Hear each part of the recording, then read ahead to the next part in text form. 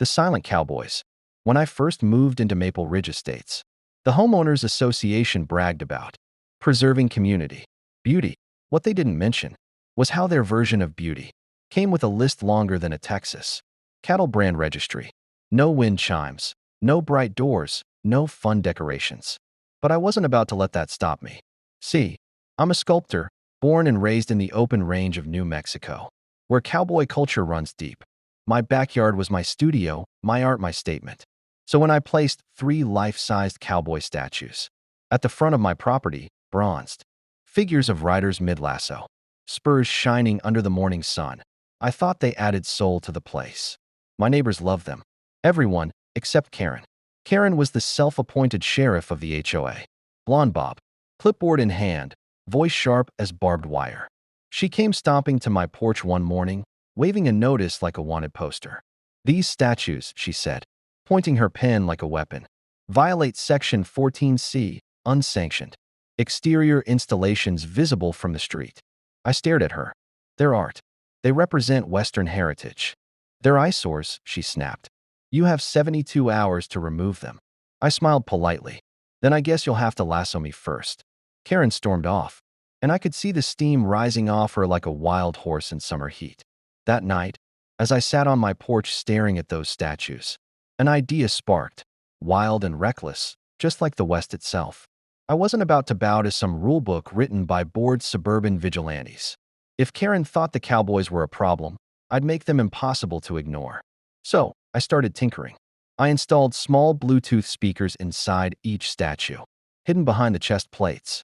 I recorded some good old cowboy lines, rough, playful, and proud. "Ain't no HOA gonna rope this cowboy down. And this land ain't big enough for both of us, Karen."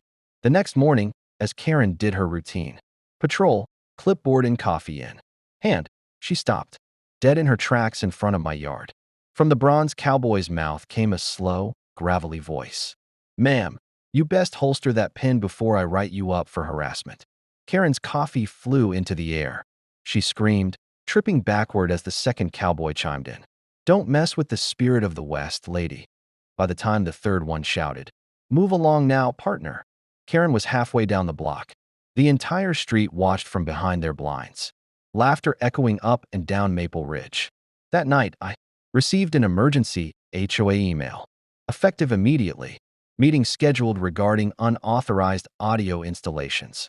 I just leaned back in my chair, smiling under the porch light. My cowboys had finally spoken, and the war had just begun. The HOA strikes back. The emergency HOA meeting was held the very next evening in the Maple Ridge Clubhouse, a beige building that smelled like burnt coffee and fake flowers. The whole neighborhood showed up. Word about my talking cowboys had spread faster than wildfire in July. Karen sat at the head of the long table, her blonde bob perfectly still, her glare sharp enough to cut steel. She banged her little gavel on the desk. "This meeting," she said, "is about unauthorized electronic devices, noise disturbances, and mockery of HOA authority." I raised my hand. "You forgot entertainment value, ma'am." A few neighbors snickered. Karen didn't. She turned to a slideshow she'd made.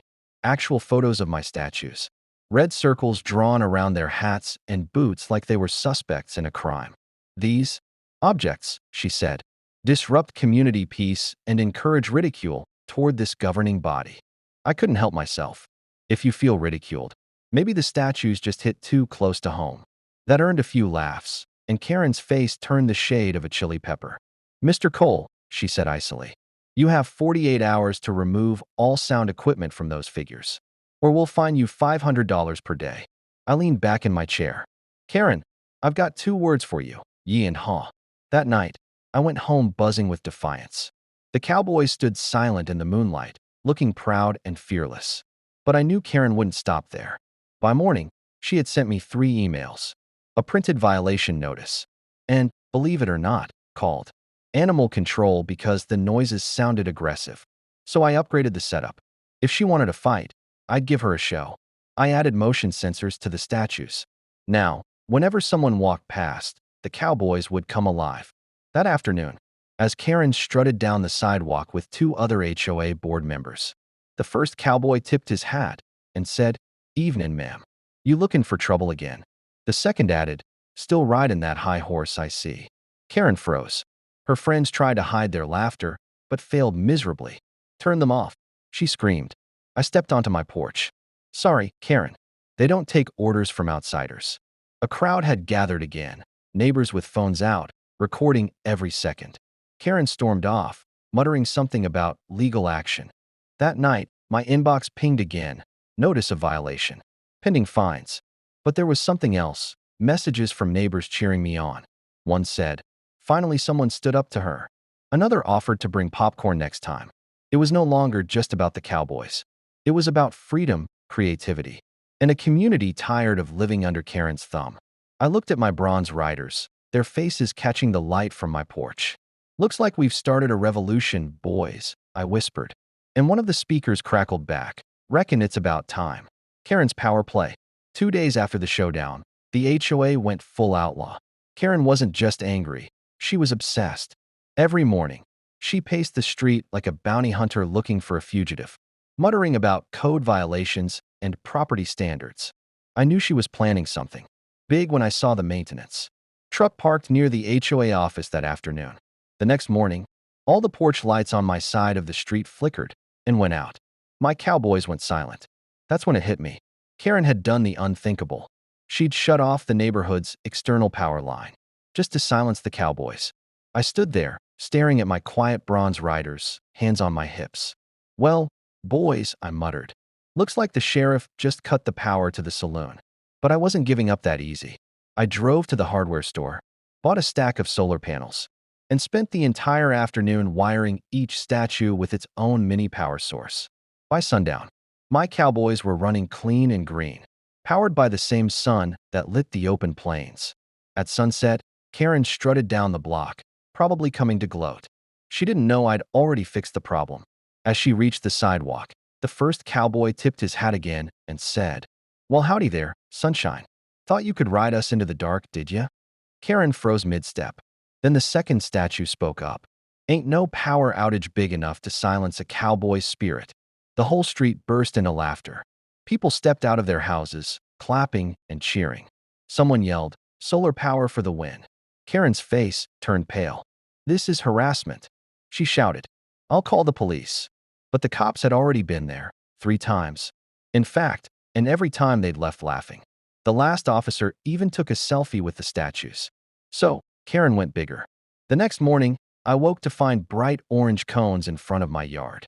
A sign read, "Pending HOA legal review, do not approach." That's when my neighbor, Mrs. Thompson, sweet old lady, always watering her flowers, walked up and said, "You've got the whole town talking, honey. Half the folks love you. The other half, well, they're just scared of Karen." I grinned. Then maybe it's time to give the good folks something worth talking about. That night, I programmed a new line into the statue's speakers. When the sun went down and Karen's security lights flicked on, my lead Cowboy said, in his slow, gravelly voice, "Karen, you can't fence in freedom. You can only watch it ride by." The crowd that had gathered hooped and hollered like it was the 4th of July. For the first time, Karen didn't say a word. She just stared at those Cowboys, silent, defeated, and walked away. But deep down, I knew this wasn't over. The HOA wasn't going to let me win that easily. The real showdown was still ahead. The final showdown.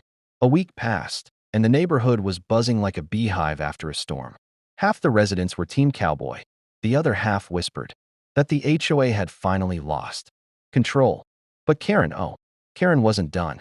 On Friday morning, I opened my door to find an envelope taped to it. Inside was a letter stamped, "Final Notice of Violation." It read, "All unauthorized installations must be removed within 24 hours. Failure to comply will result in legal action and forced removal of said property by HOA. Contractors." I whistled low. "Well, boys," I said to the statues, "looks like they're fixin' for a showdown at high noon." And that's exactly what it became. By noon the next day, Karen arrived with 2 contractors, a tow truck, and a camera crew. Yes, she'd called the local news, thinking she'd make an example out of me. "Mr. Cole," she barked, "you are officially in violation of Maple Ridge community standards. We are here to remove these unsanctioned structures." Neighbors poured out of their houses. Phones came out. Kids grabbed lawn chairs. It looked less like an HOA enforcement and more like a county fair. I stood on my porch, hands in my pockets. You sure you want to do this in front of everyone, Karen? Absolutely, she snapped. The HOA has authority. She signaled the contractors, who stepped forward with crowbars and gloves. That's when my lead cowboy statue spoke, loud enough to echo across the cul-de-sac. Careful there, partner. Ain't polite to touch another man's horse, or his art. The crowd gasped. Karen's jaw dropped. Then the second cowboy joined in. You can tear down metal, but you can't silence the spirit of the West. And finally, the third one said, looks like we're about to witness a mighty fine standoff. People burst into laughter and applause. One of the contractors started chuckling and muttered, Lady, I ain't touching these things.